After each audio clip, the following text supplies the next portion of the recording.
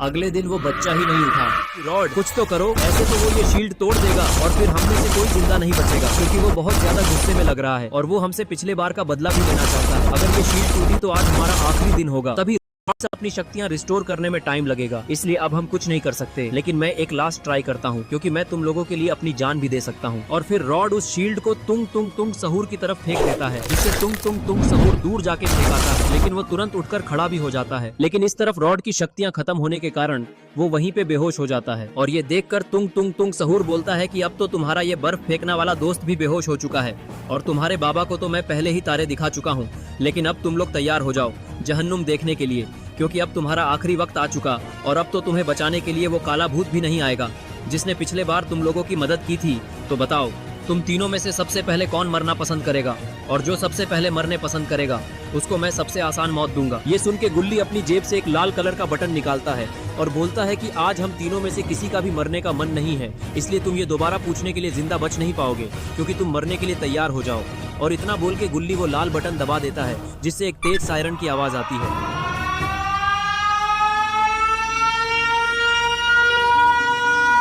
और तभी सायरन की आवाज की वजह से आसमान से कोई चीज नीचे की तरफ आने लगती है। लेकिन ये क्या चीज है?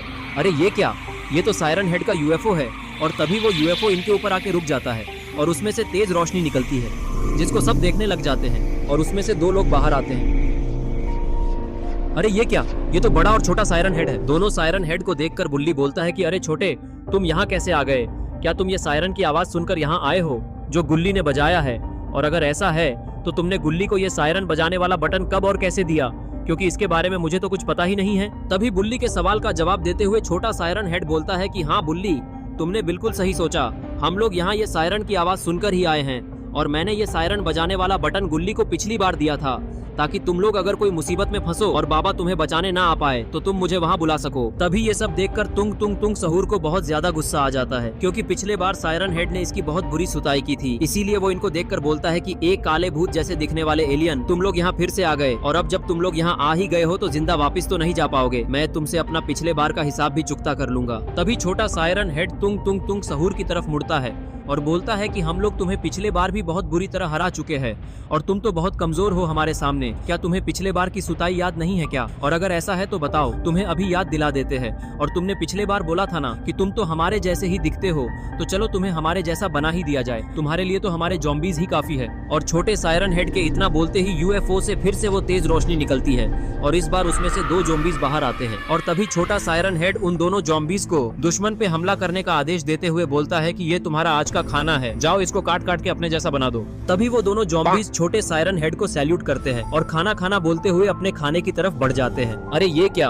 ये जॉम्बीज गुल्ली बुल्ली और शॉन की तरफ क्यों बढ़ रहे हैं? कहीं ये गुल्ली बुल्ली और शॉन को ही तो अपना खाना नहीं समझ रहे? और अगर ऐसा है तो अब गुल्ली बुल्ली और शॉन को कौन बचाएगा? दोनों जॉम्बीज को गुल्ली बुल्ली की तरफ बढ़ता देखकर छोटा सायरन हेड भागकर दोनों जॉम्बीज के पास आता है और उनकी खातिरदारी कर देता है। सायरन हेड से मार खा के दोनों जॉम्बीज उठते हैं और फिर छोटा सायरन हेड उनसे बोलता है कि बेवकूफों, ये तुम क्या कर रहे हो?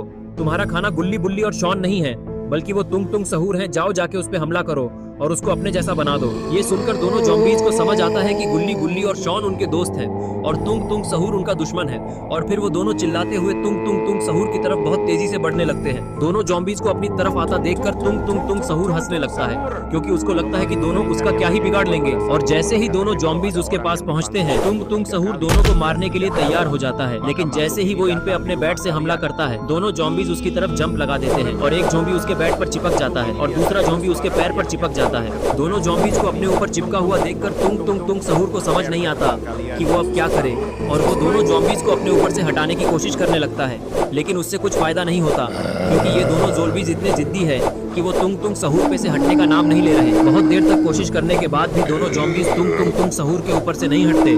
लेकिन इतनी ही देर में एक जॉम्बी तुंग सहूर को काट लेता है, जिसके कारण तुंग सहूर गिर जाता है।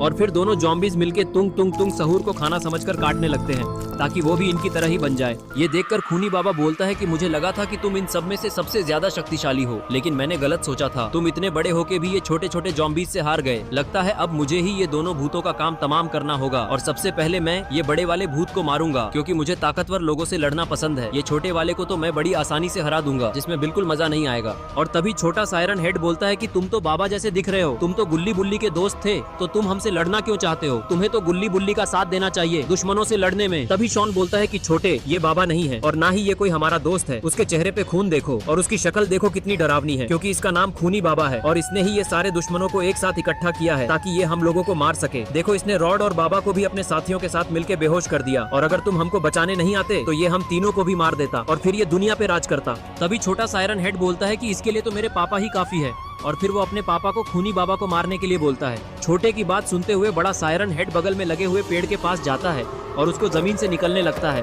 और वो उस पेड़ को निकाल के सीधे खूनी बाबा की तरफ फेंकता है, लेकिन खूनी बाबा अपनी शक्तियों से एक लेजर अटैक करता है जिससे उस पेड़ में हवा में ही आग लग जाती है और वो नीचे गिरकर जलने लगता है। और फिर ये देखकर खूनी बाबा जोर जोर से हंसने लगता है। खूनी बाबा को हंसता देखकर सायरन हेड को बहुत गुस्सा आता है और फिर वो अपना सायरन बजाने लगता है और गुस्से से खूनी बाबा की तरफ बढ़ने लगता है। लेकिन तभी पीछे से सायरन हेड की तरफ बहुत तेजी से एक कुल्हाड़ी आती है और वो सीधे सायरन हेड की पीठ पर आके लगती है, जिसके कारण सायरन हेड वहीं पर नीचे गिर जाता है और बेहोश हो जाता है। लेकिन ये कुल्हाड़ी आखिर किसने फेंकी है? अरे ये क्या, ये तो जेसन है। लेकिन जेसन यहाँ क्या कर रहा है? लगता है ये ग्रैनी के बर्थडे के दिन का बदला गुल्ली बुल्ली और शॉन से लेने आया है। जेसन को देखते ही गुल्ली बुल्ली और शॉन के चेहरे की हंसी डर में बदल जाती है और तभी शॉन छोटे सायरन हेड से बोलता है कि छोटे, कुछ करो, नहीं तो ये खूनी जेसन हम सबको मार डालेगा, क्योंकि ये बहुत खतरनाक है। इसने पहले भी हमको मारने की कोशिश की थी और हम बहुत मुश्किल से बचे थे। इस बार जेसन बहुत गुस्से में दिख रहा है, वो हमको जिंदा नहीं छोड़ेगा। तभी छोटा सायरन हेड दोनों ज़ॉम्बीज को जेसन को मारने का इशारा करता है और छोटे सायरन हेड की बात सुनते ही दोनों ज़ॉम्बीज तुंग तुंग तुंग सहूर को खाना छोड़कर जेसन की तरफ बढ़ने लगते हैं। लगता है जेसन को भी दोनों ज़ॉम्बीज अपना आज रात का खाना बना लेंगे, क्योंकि जेसन के पास तो अब कोई हथियार ही नहीं है जिससे वो ज़ॉम्बीज से लड़ सके। और दोनों ज़ॉम्बीज जेसन के एकदम पास पहुंच जाते हैं, लेकिन तभी जेसन अपने पीछे से एक खंजर निकाल लेता है और बिना टाइम वेस्ट किए सीधे दोनों ज़ॉम्बीज पे हमला कर देता है, जिसके कारण दोनों ज़ॉम्बीज का सर उनके शरीर से अलग हो जाता है। और फिर जेसन छोटे सायरन हेड की तरफ मुड़ता है और सीधे उसको मारने के लिए उसकी तरफ दौड़ लगा देता है और वो उछल के उस पे हमला करता है, लेकिन छोटा सायरन हेड उसके इस वार से बच जाता है। और जैसे ही जेसन उसकी तरफ मुड़ता है, छोटा सायरन हेड एक जोरदार किक जेसन को मारता है, लेकिन इससे जेसन को ज्यादा फर्क नहीं पड़ता, बल्कि उसको और ज्यादा गुस्सा आ जाता है और फिर वो बहुत तेज चिल्लाता है। और फिर जेसन बहुत गुस्से से छोटे सायरन हेड पे एक के बाद एक हमले करने लगता है, लेकिन छोटा सायरन हेड बहुत फुर्तीला है, वो जेसन के सारे वार से बच जाता है। लेकिन तभी जेसन उस पे एक और हमला करता है और इस बार उसके हमले से छोटा सायरन हेड बच नहीं पाता और उसका एक हाथ अलग हो जाता है। तभी छोटा सायरन हेड बोलता है कि रुक जाओ, मैंने तुम्हारा क्या बिगाड़ा है?